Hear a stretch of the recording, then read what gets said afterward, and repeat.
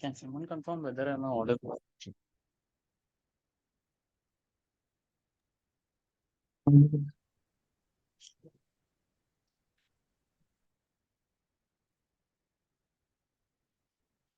I'm clearly audible, right?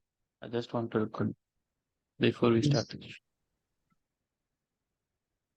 I'm not able to hear anyone. yes, sir, you are audible. Yes, sir. Yeah, it's clear now. Okay, let's wait for 2 to 3 more minutes for others to join, then we start this.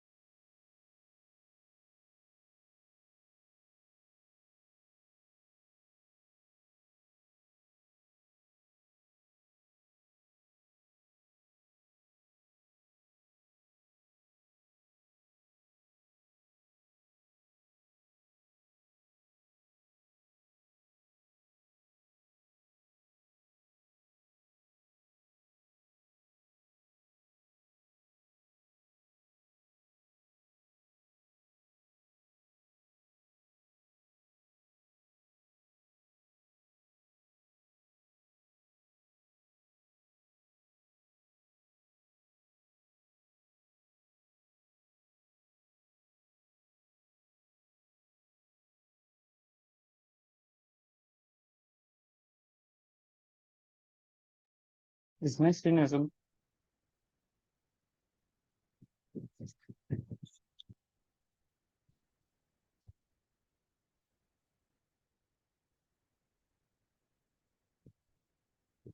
Okay, okay. In this today's session, we'll solve the mock questions of this tool. And after solving, if you guys have any doubt, we can discuss those questions as well. And tomorrow there will be one more revision session also.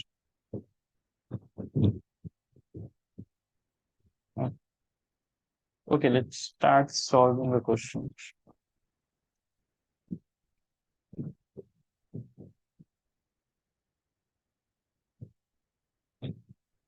So this is a typical match the following questions, and you just need to understand uh, based on the given list and dictionary values, what would be the values for these uh, whatever that is given as a function, or that is you just need to extract the value, or first and rest keys, all those things.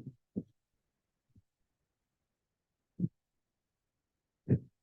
And they have already given the list, which is having 5 elements, 8 minus 4, 10, 4, and minus 6.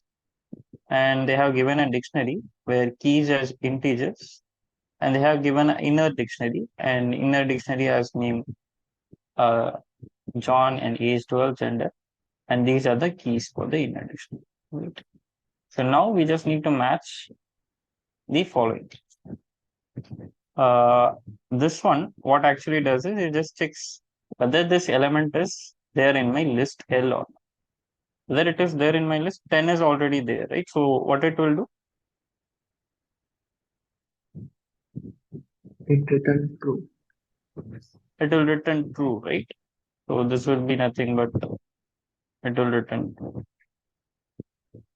Now this is again it will return true or false, right? Is key. Basically, it checks whether the name is there in my key or not. What this will return? False. False or true? False. False, right? Yes. Because name is in the inner dictionary. We are not checking the inner dictionary here. We are checking the just D. And D has only one key, which is 1. So this will return false. Now, what this will give you?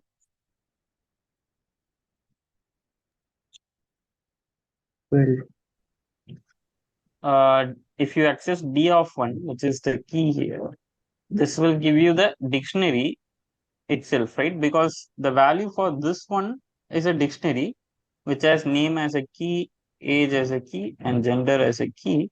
And the value for name is John, 12, and male. Okay, don't mind if I miss anywhere quotations while writing the Chinese.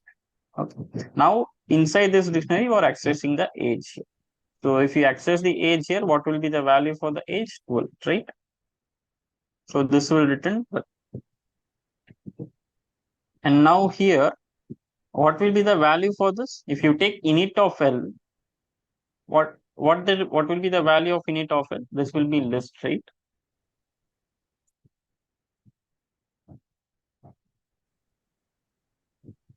8 to 4 it will come, right? Init of L. And it will be 8 minus 4, 10, 4. This will be the init of L. Yes. Right? So just remove the last element and take remaining in the list. And if you take last of this init of L, 4. which is basically will give you 4. Right? 4 plus 8. And first of L, which is 8. So 8 plus 4, it will again give you 12. Now, what you need to do is rest of L. What this will Rest do? of L. Rest of 10. Rest of L will give you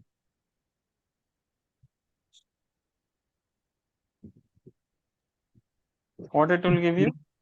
list minus 4, 10, 4, 6. Minus 4, 10, 10, 4 and minus 4, 6. minus 6.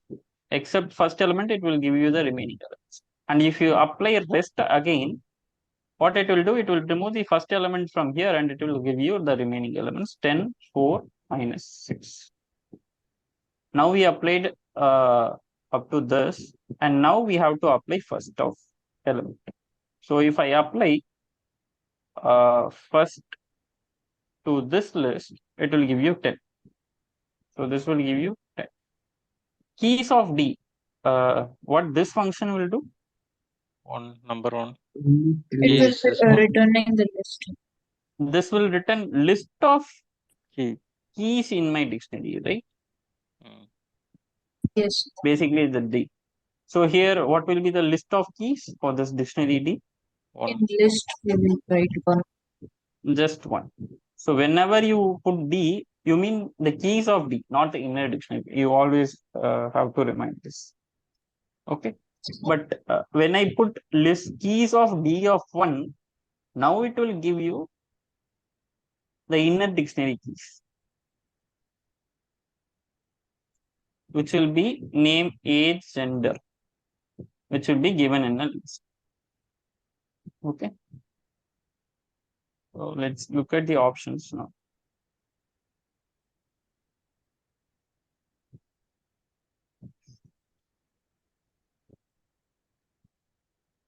Okay. Let's first try to match the numbers here. Option B. Satisfied. So true. So basically, A is equal to 5. This will return true. And B will be 4, C will be 1, and D will also be 1. E will be 2, and F will be 3. 5, 4, 1, 1, 2, 3 will be the right answer. Okay. And if you look at it, option B is the right.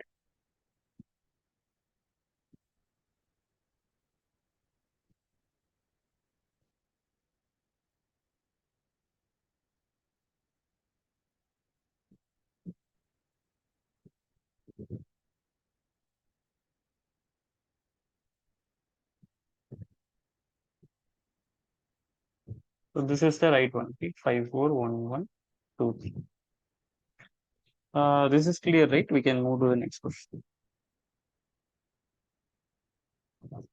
Yes.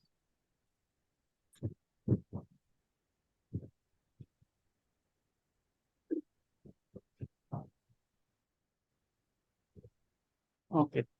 So the second question is the pseudocode is given. We just need to predict what is the output of this variable. It means this.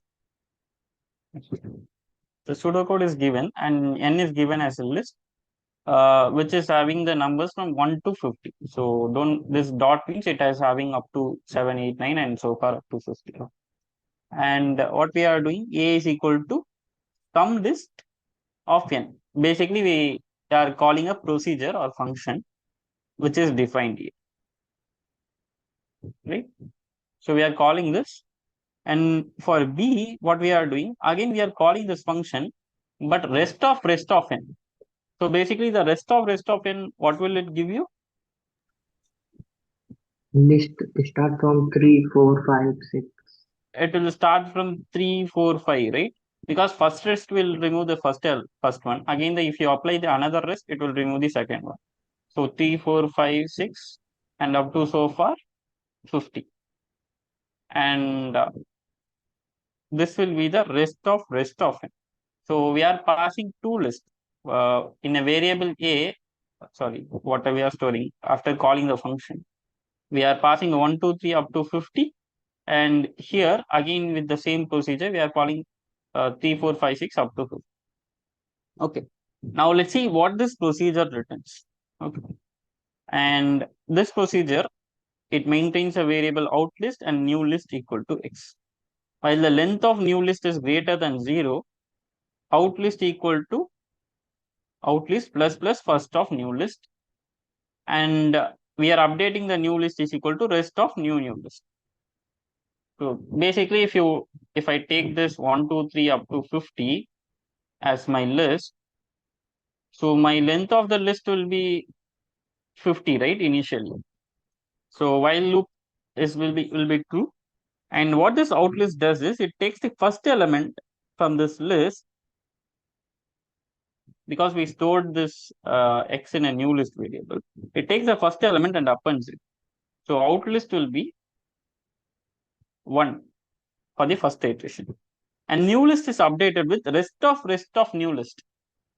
So that means your new list will start from, if you apply rest of this list, it will give you 2. And again, if you apply rest, it will apply from 2.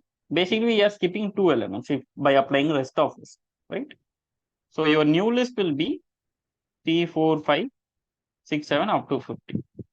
And in the second iteration, again, if you come, you are just adding 3 to this, because we are taking first of new list, which is this.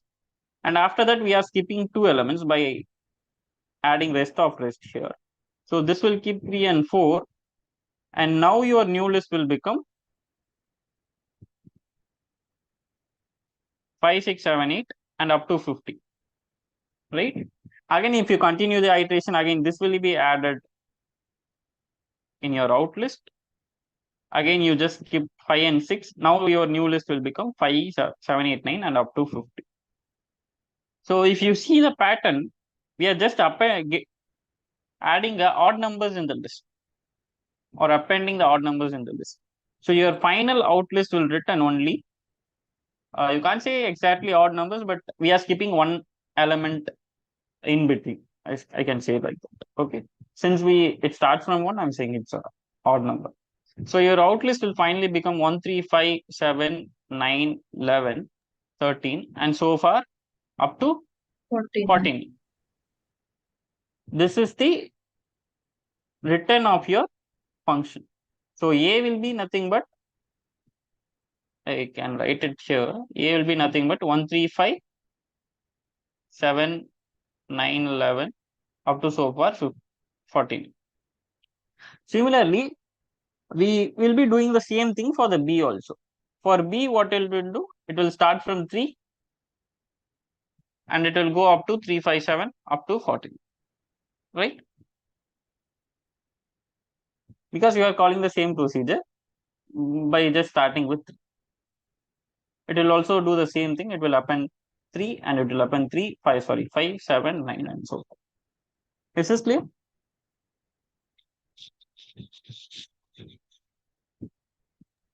Yes. Okay. Now we have to look at this for loop.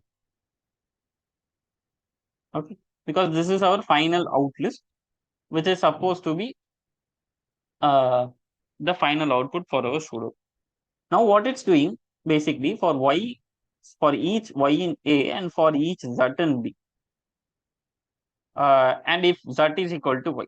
What does this for loop mean? It seems familiar if you have seen in the week 5 and 6, right? Basically, we are checking whether the element found in the first list is also there in the second list or not, right?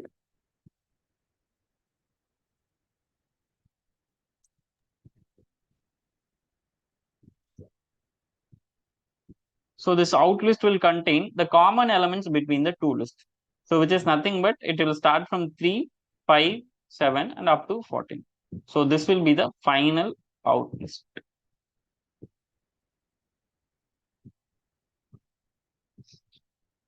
Is this clear? Yes.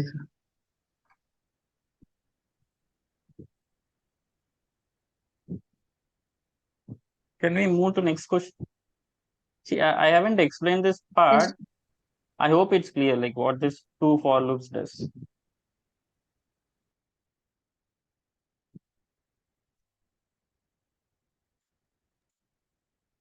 Yes. Okay.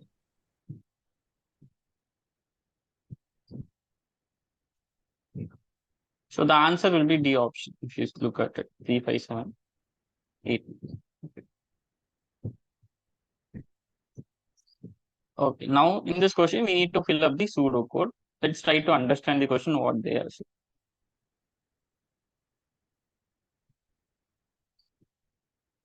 Two trains are called opposite trains. They stop at the same set of station but in the reverse order. Okay.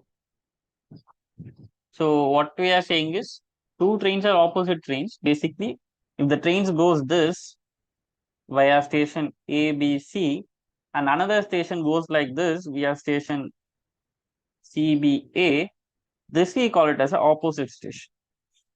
And this function, there is a function to check this, is opposite N1 and N2 that returns true if the train numbers N1 and N2 are opposite trains. So in order to ease our process, this is the function that's gonna check this. Okay. Now trains is a dictionary with the train numbers. Keys are mapped to a list of stations, for example. So this is how the dictionary will be. This is the train number. And this is the list of stations that visits in the order. So this is how the dictionary will look like. This is a train number and the value is a list of places that visits in the order. In this example, the train number 12281 starts from Bhubaneswar, basically here, and up to New Delhi. It ends at New Delhi in the following order. These are the in-between stations in the order. Now in this procedure, we need to complete that part. Okay. This east opposite function is been defined and they have also written some piece of code and we have to fill the remaining piece of code in order to check this part, whether it is a opposite stations or not. Okay. First, what we are doing is we are taking the two trains dictionary basically, right? So this is the train number N1, sorry, train N1 dictionary and N2 dictionary. And what we are doing is we are taking the list L1 is equal to trains of N1. So this is nothing but we are accessing through the key, and key is nothing but a train number, in this case 12281. So which will give you the list of values like Bhubaneswar, Balasur, Adra, Varanasi, Kanpur, and New Delhi. Okay, similarly for other train it could be 12282. So this could be just be in a reverse order, or this could be another station also, but we need to check whether it is in a reverse order or not. Okay, that's it. Now, first thing, what it's checking is if both the lengths are not equal, it's immediately returning false. Okay, because if both the sets are not equal, it's not follows the same set of station, first of all, right? It should be, if the three stations are here, there should also be three stations here. So immediately we are checking the length and we are returning the false.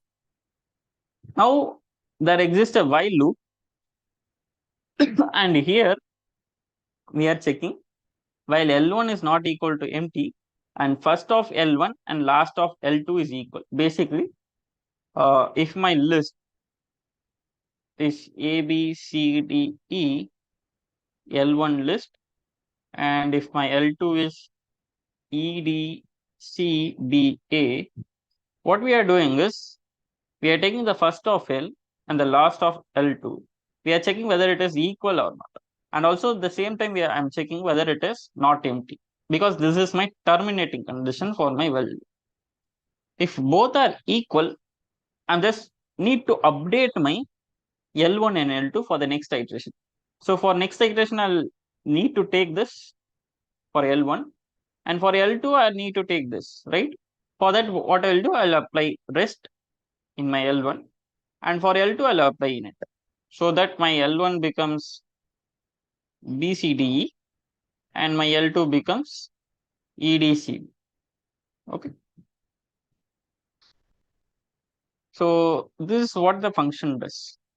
And again, you take the first of L1 and last of L2 and you do the same thing unless your list becomes empty. So in this case, you could check for L2 also or L1 also, that is fine. Now, the remaining part, we need to fill up the code, right? We need to check, finally we have to return true, because if you see here, nowhere it returns true. Here it returns false, here it checks for the condition, but nowhere it returns true. So for that, we need to check out the options and we need to say which of the options correctly returns the true one. Okay, is it clear? Yes.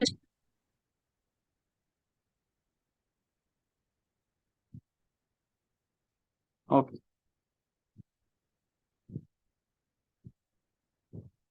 I can erase this out, right? If you Yes. okay, let me erase it out. Okay, let's look at the options. You guys can compare the options. In the first option, what it's saying is if L1 is equal to empty, because this was our terminating condition in our while loop, if you see, if L1 is not equal to empty and we are checking. If finally L1 is empty, that means we have compared all the elements successfully and while loop has been terminated by the end. That means it has iterated every element and at the end the L1 becomes empty. That means all the elements have been matched equally, right? So that means both are opposite stations, so it returns true. But in this case, if L1 is empty, it should not be true, right? It returns wrongly as false. So this is not right. So this is correct. And if you look at the another options, same as I said, that could be L2 also, right? Because we are simultaneously updating L1 and L2 by taking rest of this and by taking init of this. So even if L2 becomes empty, that means both N1 and L2 stations were equal at end of the while loop. That means both stations are opposite. So we are returning true. but in this case we are returning false, so this is wrong. Again, this is right. Actually, these two conditions should be AND gate we have to use, right? Why they are using separately to L1 and L2? It's supposed to Where be AND operation we have to use it, right? L1 and L1 and no, L2 both are empty, then only it's true. you can use and also, but not necessary, right? Exactly.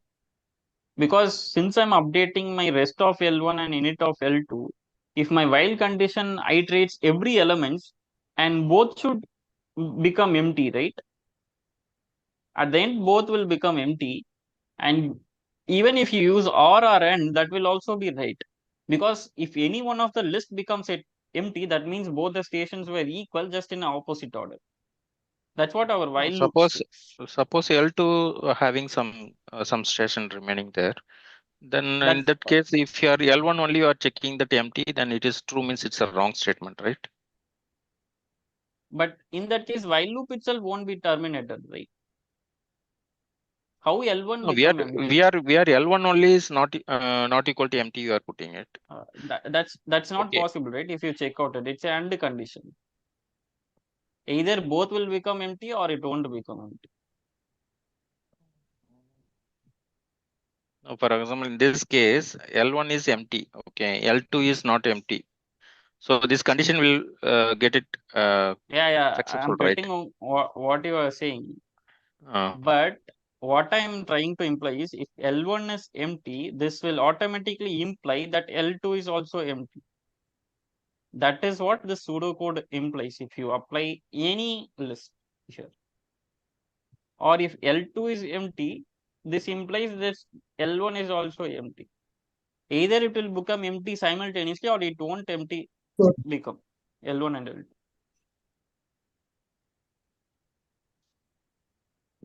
okay. You can check out the example. You can take some of the examples and reverse it. And if you take I any meant of to the say, example, this will be the case. so this opposite trains will be exact count is there, then fine. If it is not in the exact count in the station, some stations are having additional stops. That's In that that's why scenario, we it are will be fine, right? returning. Yeah, that's why we In are the returning beginning, immediately oh, in false, the right? beginning itself false. Okay, okay. Thanks. Now I'm clear. Okay. Uh, Okay. I think we can move to the next question then, right? Yeah, sure. Thanks.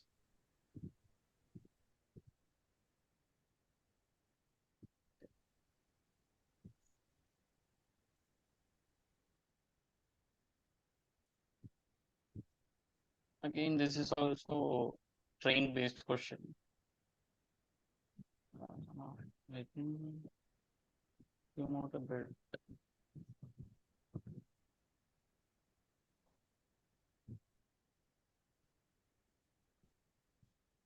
And here also we need to fill up the codes.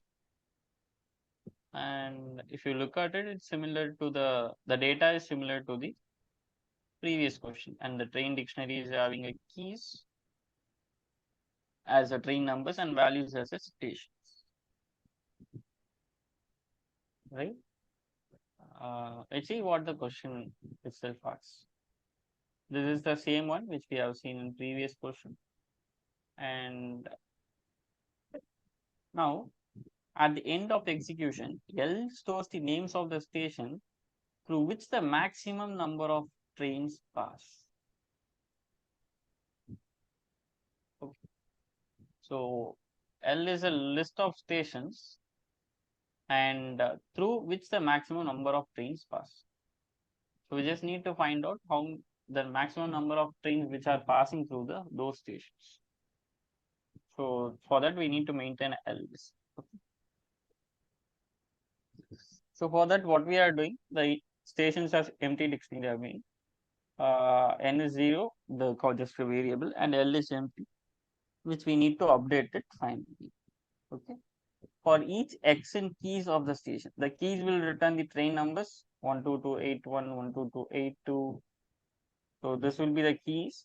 So basically what we are doing is for every station, we are updating the dictionary with our station dictionary. So that will call this So here, if you look at it, so this is the train number and this is the station. Okay. Now we are passing the station dictionary and this Z also. So for each A in range of Z, which is that our train dictionary is already there, right? This is how the format will be. So this will give you the list of stations. So the trains of number again 12281, which is represented as Z here. This will give you the list of stations, right? Again, Bhubaneswar, Balasur, Adra, whatever. This is as simple as it is. Like you might have seen many times this.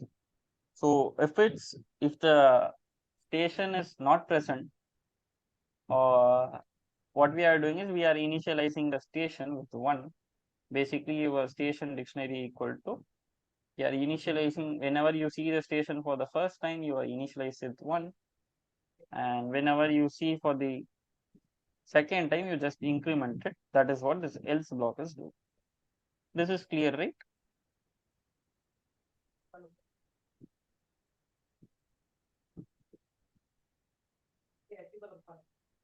Okay. So basically, your station dictionary will contain all the stations and the number of stations which passes through the particular station. So now it's easy for us to get the list of stations which has the maximum number of trains which has been passed, right? So for that, what we are doing is we are iterating through the block the keys of stations, which will be nothing but the stations. So it will give the list of stations, and for y, basically we are iterating through the station stream. Now here we need to fill up the code, and we need to append the stations which has the maximum number of code. We need to append it in the list, because there could be a possibility cases like, let's say the maximum number is 5, the station A, there could be another station which is also 5. So in that case, we need to append both, right? So that is what we need to check it and fill out in this block.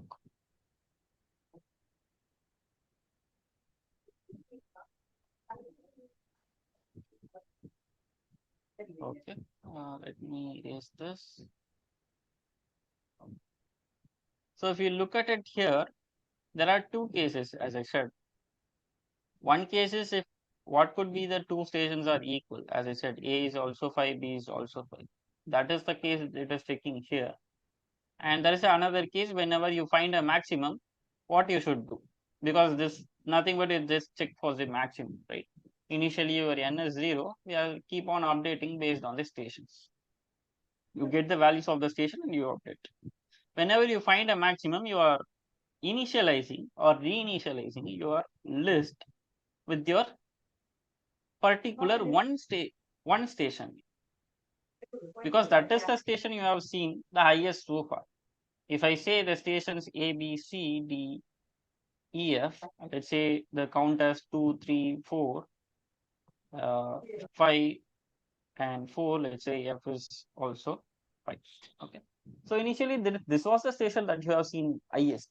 So you are making L is equal to the A, and if you see the next station, that is the highest station. What you will do? You will make it B. This as B. And again, you will reinitialize when you see the station C, you will reinitialize equal to 4. And when you see the station D, you will reinitialize equal to station D. Sorry, this should be station D. Now, when you look at come to the E, it is a station 4, which is not the maximum. But F is the maximum. Now, what we need to do is we need to append this F instead of reinitializing, because both is having the same to look at it. For that, we are keeping a track here by using this N. Okay. So this N keeps the track of updated value or maximum value whenever you update. So whenever it's getting equal, so in this case, this will become equal when you look at this 5. So in this case, this will be the exact thing here that will be done. So your final updated list will be D and F. Okay. So this will be the right answer. Now let's look at it, the remaining ones also. Okay. So this is, if you see, it just reversed it. So instead of appending here, they have reinitialized this. So this code is completely. So basically this code should have been here, this code should have been here. So I mean this line, basically these two lines are misplaced. And if we look at the other options, again this line shouldn't be here, and there is no condition here that checks for the maximum case. It just has a else block, so that is wrong. And here it is checking for the maximum case and it's appending. So but first of all, it's incorrectly appending, and also it's voluntarily terminating the loop whenever it finds a maximum. So there could be multiple maximums, so it shouldn't terminate immediately and it shouldn't append also, right? So it should be appended here. Is it clear? So this is also wrong.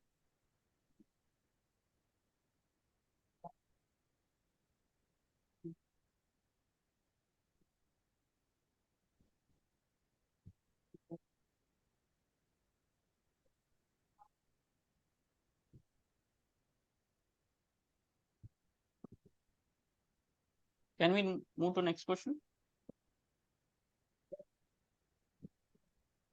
Yes, sir. Yes. Okay.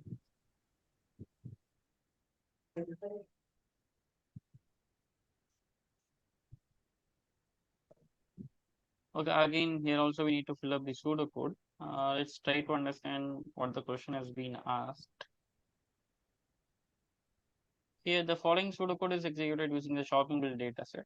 So, you know, the shopping bill dataset, it has a list of items and the prices, everything. At the end of execution, compare should store the list of tuples, sorry, triples. Triple means it's a 3 elements that is found in the list tree, such that every triple has 2 items and the number of times both the items should have been purchased together. For example, if milk and bread have been purchased together 3 times, then this triple would be milk, bread, and the number of time it has been purchased. So basically we should form a tuple like this, the items which has been purchased together and how many times this pair of item has been purchased together. Okay. And the procedure get pairx returns the list of pairs of items purchased in the card X. For example, if milk, bread, sugar are present in this card X, get pair will return milk and bread, milk and sugar, bread and sugar. Basically, this get pair will return all the possible combinations.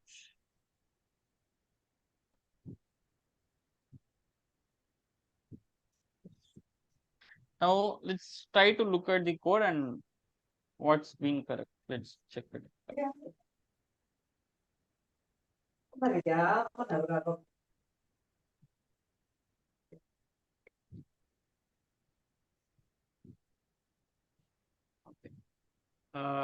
Okay, we are initializing the count pairs as empty list and X pairs as empty, pair list as empty.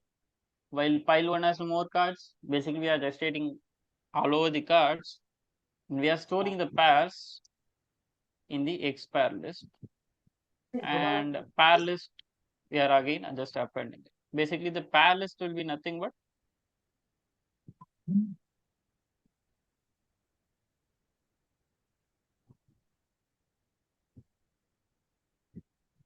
pair list will be a list of lists, right?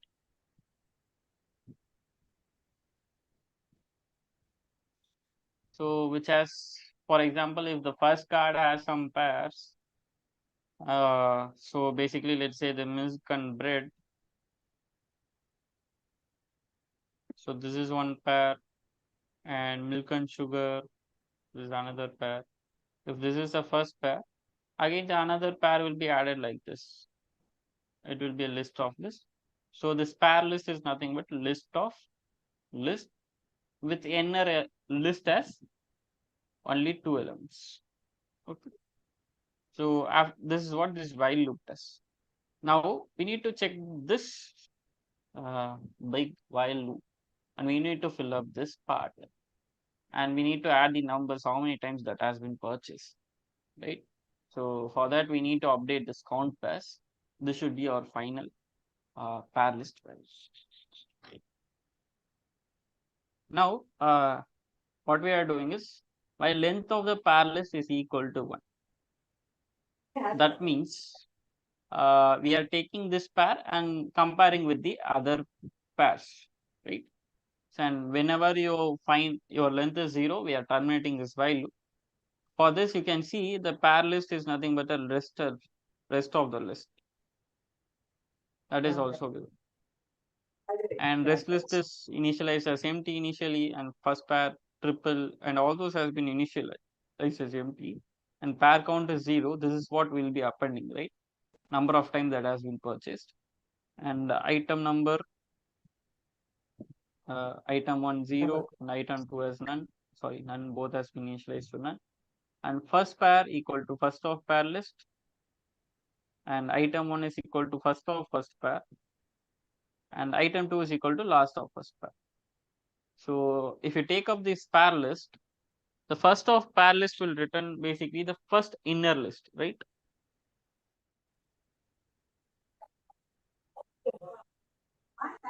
So in this example, this first pair will be nothing but milk and bread, and item 1 will be first pair of first. That Sugar means first of this and element, which is milk, item 1, and item 2 will be bread. Okay. This will be the item 1, item 2, and first pair. This is for the first iteration. Now for each pair in rest of pair list. Rest of pair list will, what will give you? bread. This will give you from this, right? The rest of those remaining elements. Basically the rest of pairs except the first pair. So here we are comparing and appending and doing something. Let's come to this later. Now try to understand after the pair comparison, what does it happens? After the pair comparison, we are getting a triple, which item 1 and item 2, and number of times that both items has been purchased together, which is pair count, which should be updated here. And this triple is being appended to count pairs. So this is our final pair list. Okay.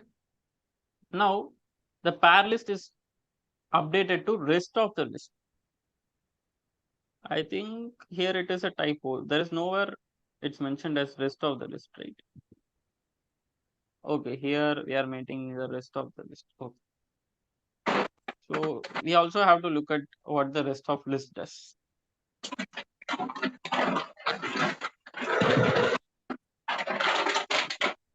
Now let's try to understand what is happening inside this for loop, because this is what we need to check it out in order to get our final output.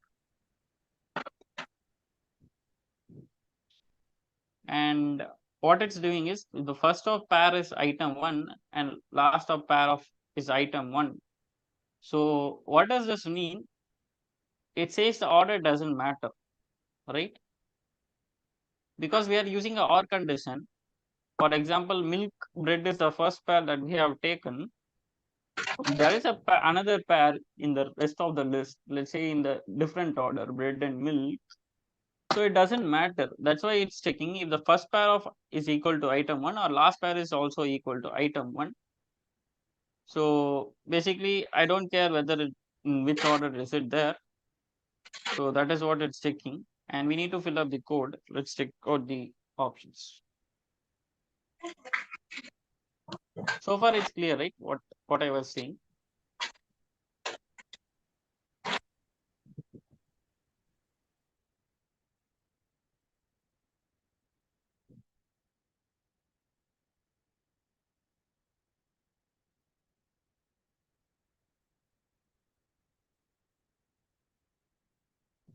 Okay, let me erase this.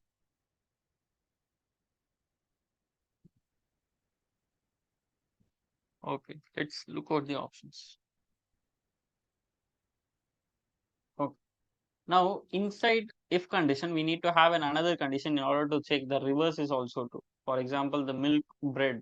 This is the first pair, and if you find another pair bread and milk, so basically we need to check it out. The first pair of item 2 or last pair of item 2 is also equal. And if it is equal, we are just incrementing the pair count, and we are also appending.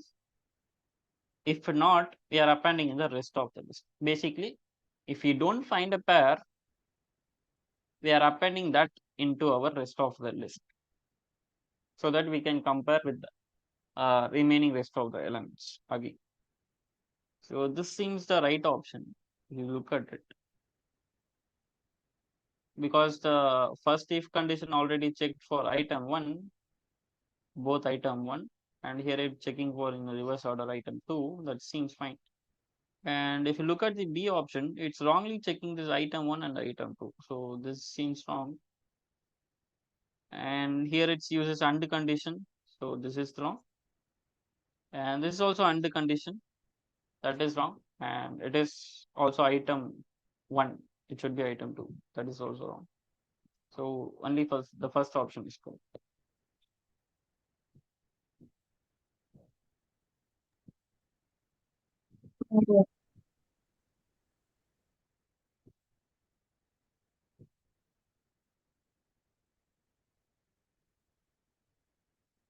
Can we move to next question? Yes.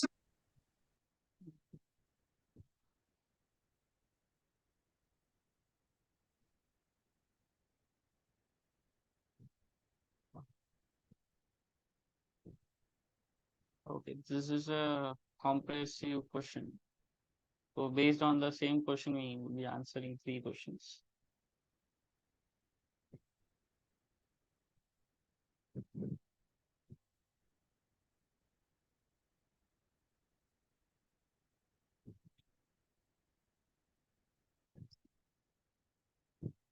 So the pseudocode is executed using school's dataset. At the end of execution, choose the correct option. It's an MSP question. Okay. And topper is the function for the topper. So basically what it does is it finds the topper mark and updates the top list using this. So basically in the top list, what it's doing is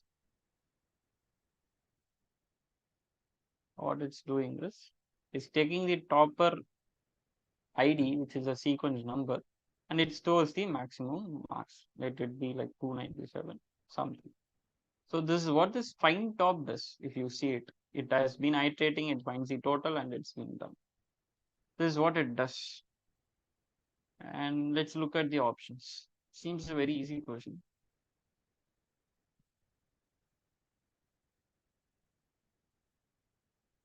So as I said, topper is a list of 2 elements, which has the sequence number of the topper and the maximum marks. First of topper returns the sequence number of the one of the student who have scored the highest total mark. True. First of topper list of numbers of students. List of numbers. Okay, it's not the list, it's just a one element. So this is wrong. And the fourth option. So this is correct, this is correct, this is wrong. The fourth option, last of topper, is the highest mark of that particular student. So this is also correct. Okay. I think we can move to the next question. So since it's an easy question, I think no one will be having doubt on this.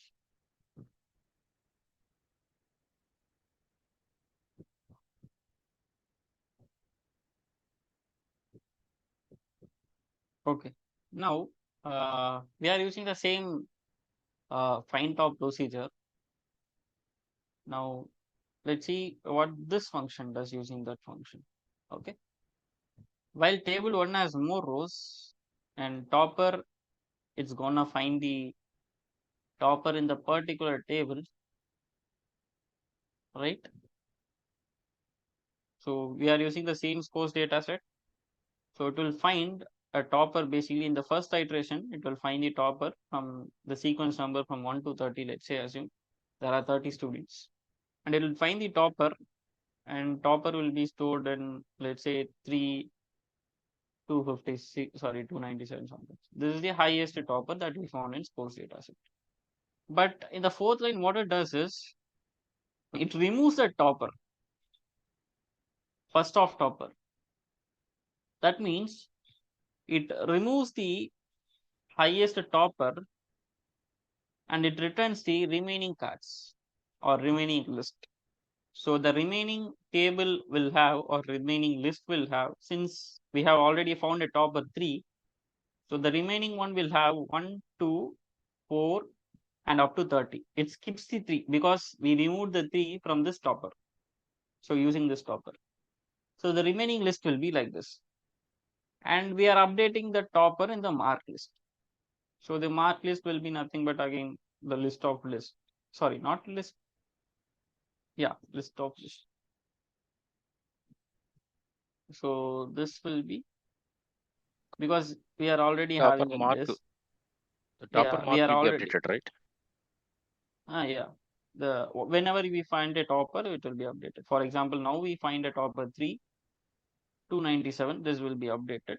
So this, since topper is also a list, we are having a one more list here. If you see, it is a list of this.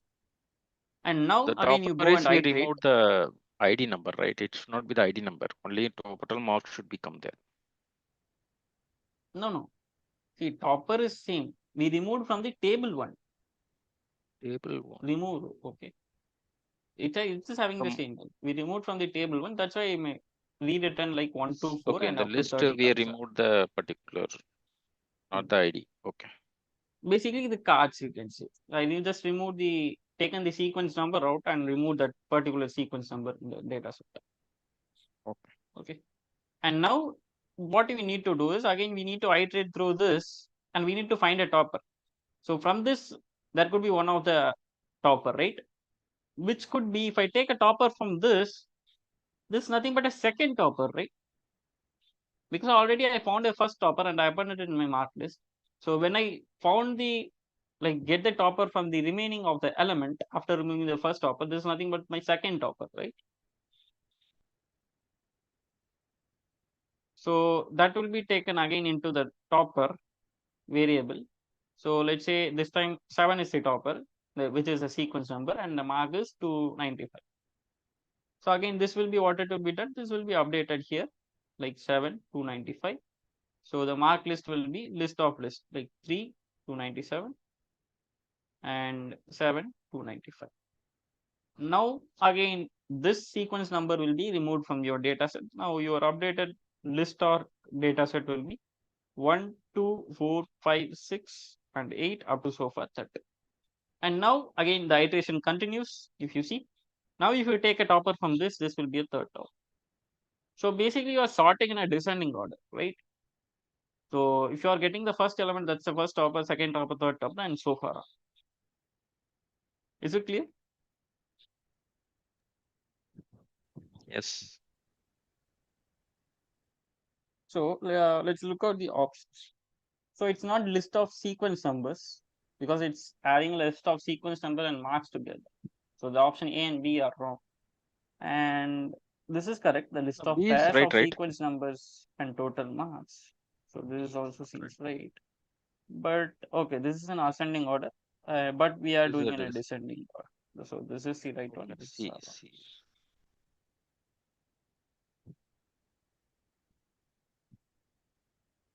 Okay. We can move to the next question, right? Yep.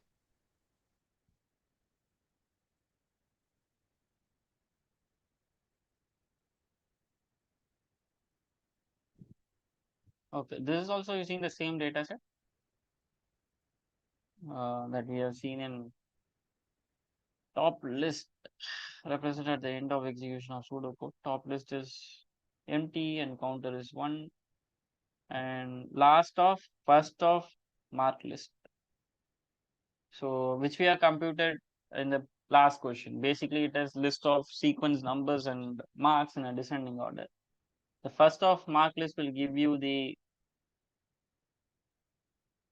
list which has the highest sequence number 3297, like as we have taken in last example. Again, if you take up the last, this is nothing but the maximum mark in the data set. So this will give you 297. So this max shows the highest mark in the data set. For each pair in the marks list, now what we are doing is we are iterating through the mark list. So the mark list is nothing but a list of lists like 3, 7, 295, and so far in a descending order, right? So let's say 26, which is 291, and so far that will be in a descending list and so far. So we are iterating that mark list, and now what we are doing is if last of pair is not equal to max, max is equal to last of pair and counter equal to 1. What exactly this does seems confusing for the first time, but if you look at it, the last pair is not equal to the max. What we do? We are updating the max equal to last of pair. That means we are taking this maximum mark and incrementing the counter, right?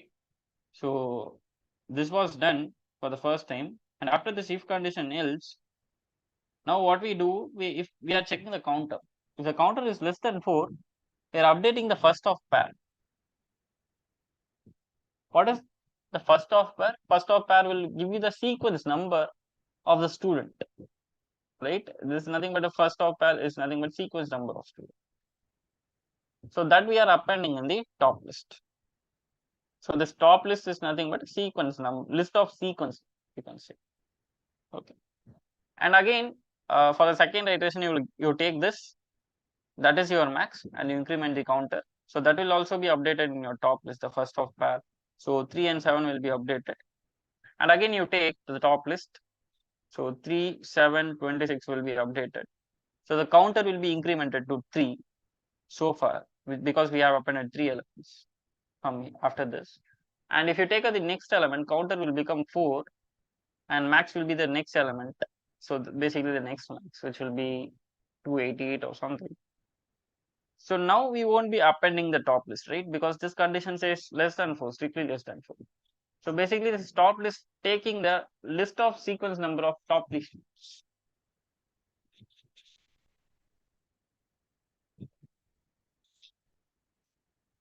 Is it clear? Sir, please explain this question again, sir. I could not understand this question. Exactly like where you are not able to understand, like in this if loop. Sir, line number 6, sir, counter equals to counter plus 1. Counter plus 1. Okay. So if you are assuming this is a mark list, so we are iterating through all this mark list, right? So basically what you are doing, you are taking the last of the pair, because this is your pair, and if you take last of it, this is nothing but a mark, right? So we are iterating in a descending order. Basically the first time you get 297 and you increment the counter and you append it to the top list, and second time you will get 295 and you increment the counter and you append it to the top list.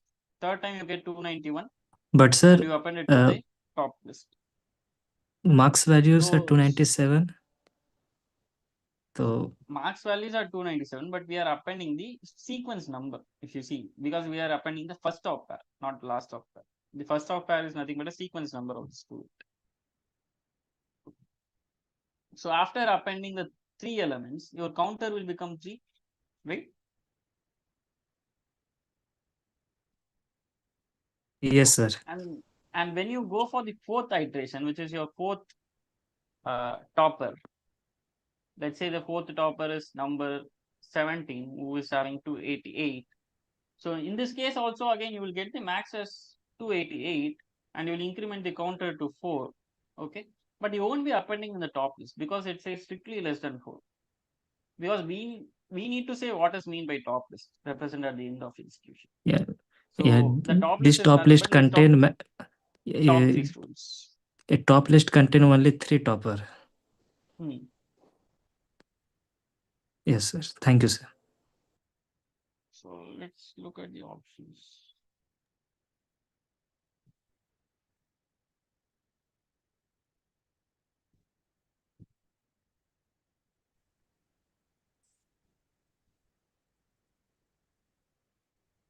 So it's not a list of pair, as I said. So option C is wrong, D is also wrong. If you look at it, we need to check it out whether it's option A or B.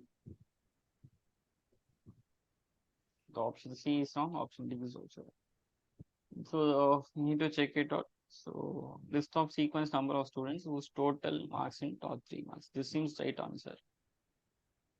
List of sequence number of 3 students whose total marks is in the top 3 total marks. No. So you are just getting the top 3 total marks. Oh, it's a anyway we are getting 3 students, right? How come B is wrong? Can you clarify? List of sequence number of 3 students whose total marks is in the Anyway, we are top 3 below 4 marks. only we are getting, right? Yeah, I can understand the slight confusion here. It's been confused if I say. There could be Even more if the same students who marks are, even yeah, if the that same score I've having seen. multiple students, anyway we are getting the counter only 3 students only, no? So B should be the right answer, right? How come students? The problem, if you see, I say the topper marks is 297, 295, 291, 288. Okay. So in this case, if you see, both options looks correct. But in the fourth option, fourth total is, if I say 291, it's not 3 students, right? I'm having the same 297, 295, 291. You cannot say number of 3 students because basically this marks is contained to 4 students because 291 is being got by 2 Okay. students. It could be more also. That's why we Same students can say having like the number okay. of 3 students, the top 3. So that's why we are saying let's just top 3 total marks. But we are missing that list, right? The student, the same score who are having this remaining students. Anyway, we are picking up only 3 students only, right? This counter. Or it will be added. These marks also it will be added. Whomsoever it is count is below 3, it will be added here, this list. Okay. Yes, I think this is the last comprehensive question. Okay, there is one more comprehensive question. 9 to 11. Seems okay. The data is also given here. We just need to understand what the question is asking. Okay.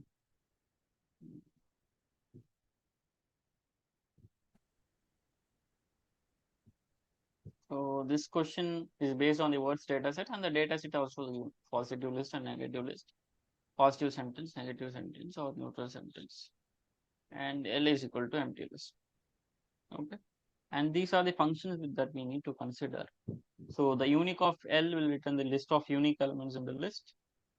Common number will return the number of common elements in the list on an L2. Basically, it will return the common elements, a number of common elements. I can say the number of common elements. And max of ABC will return the maximum. If you pass 3 numbers, it will return the maximum number. Return max number. Uppercase and lowercase are ignored when checking whether the word belongs to positive and negative. So it is case sensitive. The question says case sensitive. Okay. The given pseudocode is executed using this words dataset. So this is the dataset. I ordered this product from guitar and I'm very happy. And this is one sentence, this is another sentence. Whenever it ends with a full stop, it's a sentence. As we wait. Okay. Now we have a list of keywords which says happy and list of keywords which says like I'm sad, basically. So we need to find out the number of such sentences, I guess. Let's see what pseudocode has been doing.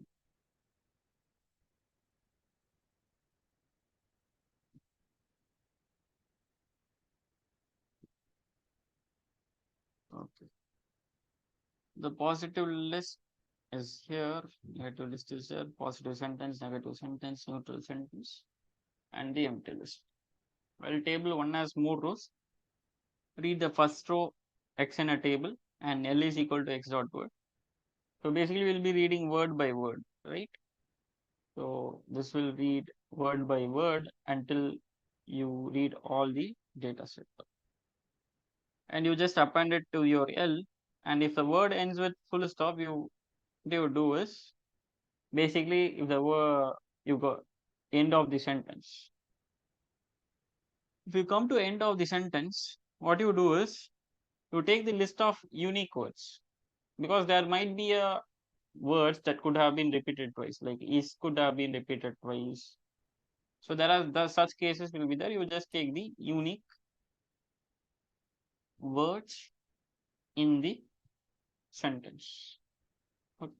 Now you are getting the positive count and negative count by just passing the sentence and the positive list. Okay, this will return the number of words that are found in the list. Basically, this will return some number, this will return some number.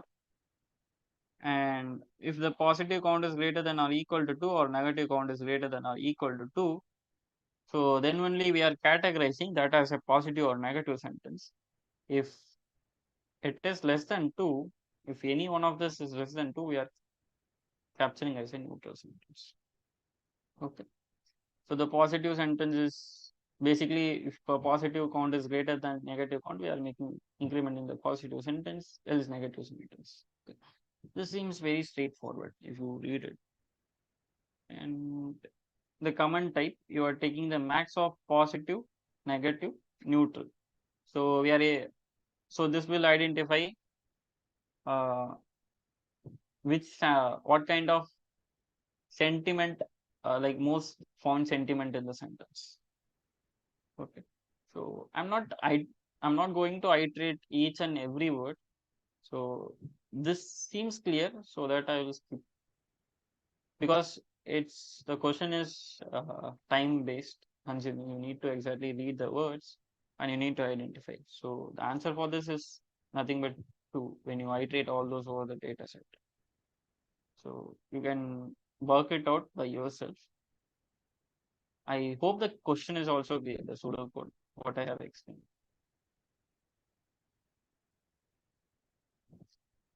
So by using this, you can work it out and check this.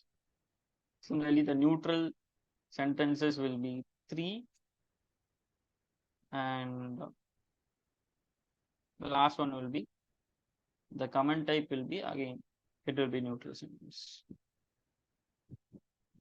So the option A would be the right answer. So basically, you just need to read the word and you need to understand it. Any doubts in this questions?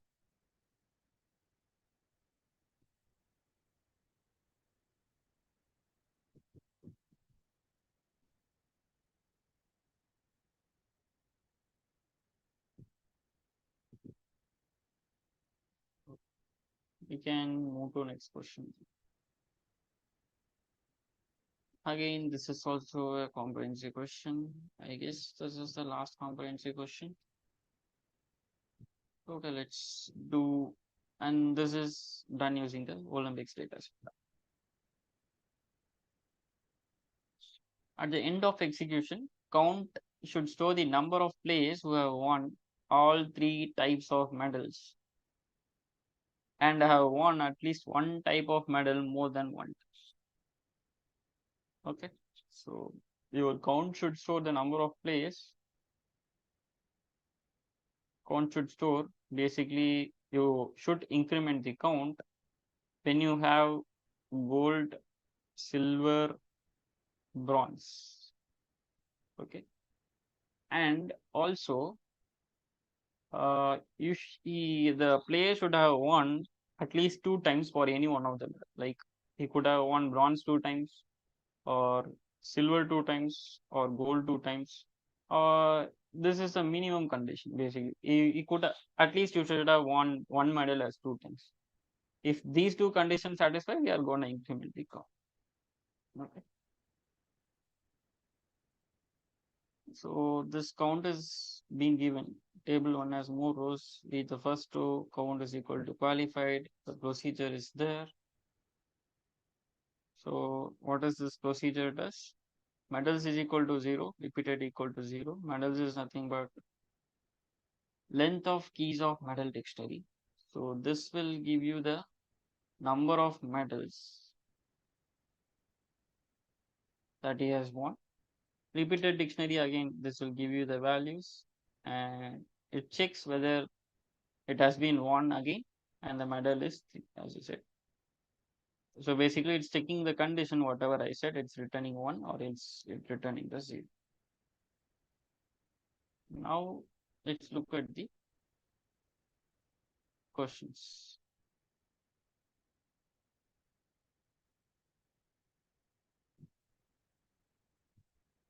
We need to say what is true about the medal dictionary.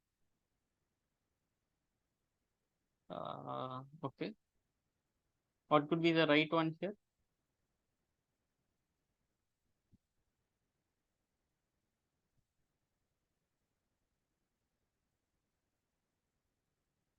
C is the right. Because they haven't mentioned what is medal dictionary and repeated dictionary. They just passed it, and whatever the question was given, that has been, we have assumed that has been done. So the medal dictionary could have been the nested dictionary with the sequence number of players mapped to a dictionary with the medals as keys and mapped to true if the player has won the medal. So basically the medal dictionary will look like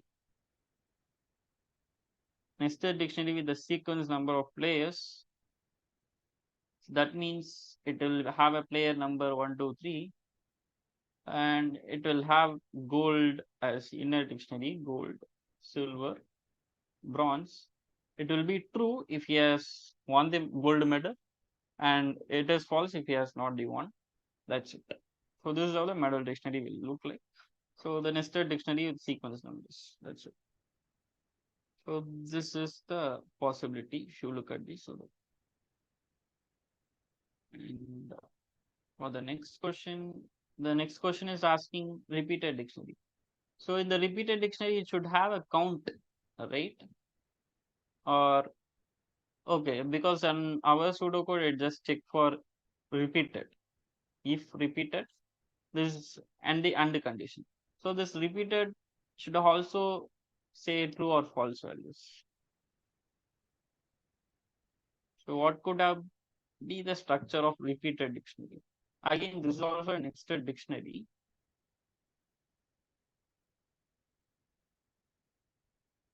Sorry, this is not a nested dictionary, right? If you look at the pseudocode, so if you look at the pseudocode here, repeated and repeated of n.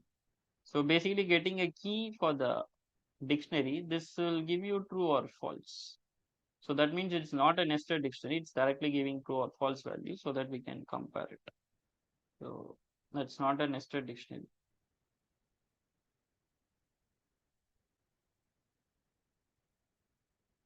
So what could be the possible repeated dictionary? So repeated dictionary is not a procedure. That's for sure. It is a dictionary. And it's not mapped to the number of medals. As I said, it's because it's returning just true or false. So only third option or fourth option could be true or false, right? Because this returns true. Now we need to just check out the conditions.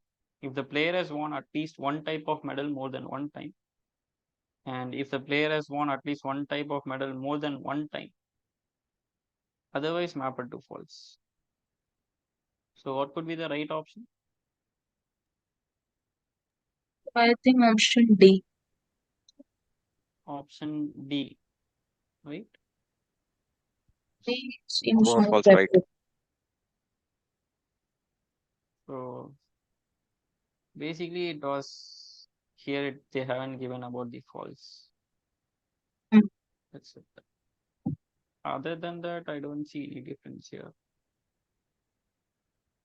Yeah. So option D is the right one. Let's look at the next one. Okay. Now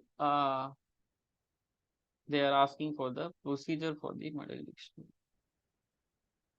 So model dictionary procedure, because the model dictionary should return the count, right? Because using this only we are able to checking whether model equal to 3 or not in that if condition, if you see. So what could be the right procedure?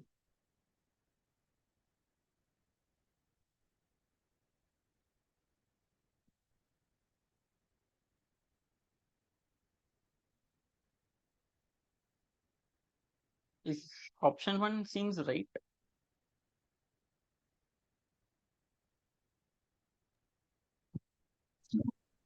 As the manual deck was the dictionary, means nested Yeah. dictionary.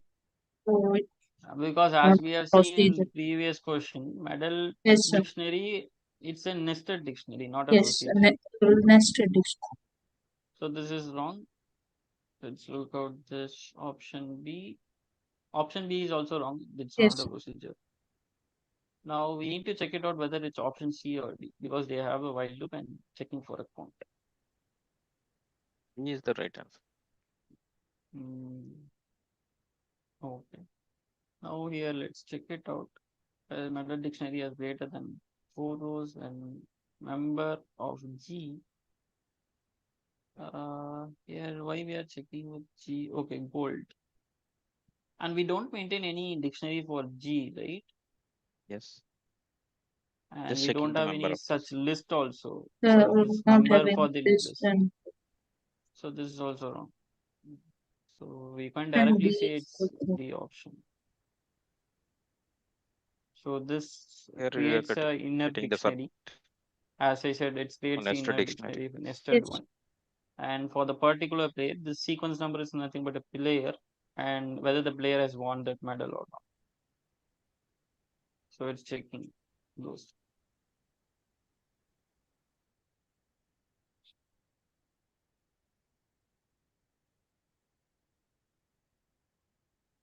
Okay, let's move to next one.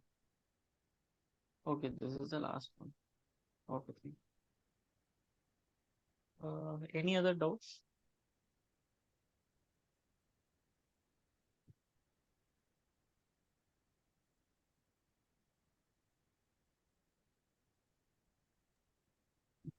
The syllabus for the quiz 2 was from week 1 to 8. So, sir, Yeah. in the PYQs as well, the pseudo codes and the procedure thing with the dictionaries and key list was given, the operations, but not exactly from week 1 to 4.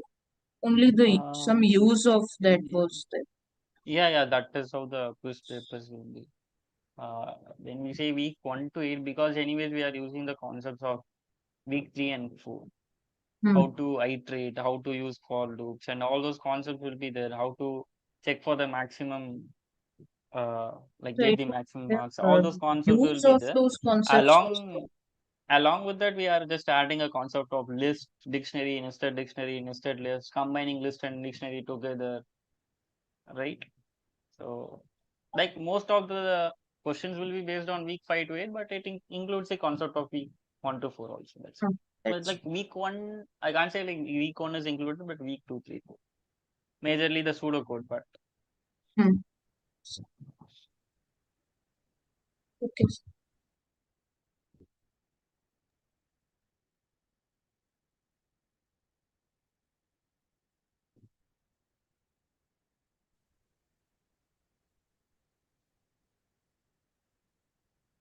Okay, any other doubts?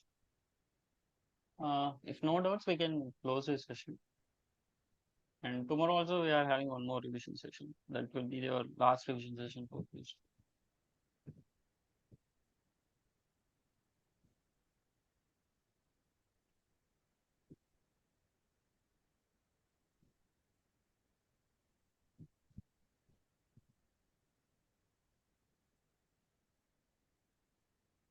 Okay. Okay, guys. Then thank you. Thank you, sir. Thank you. Thank you, sir.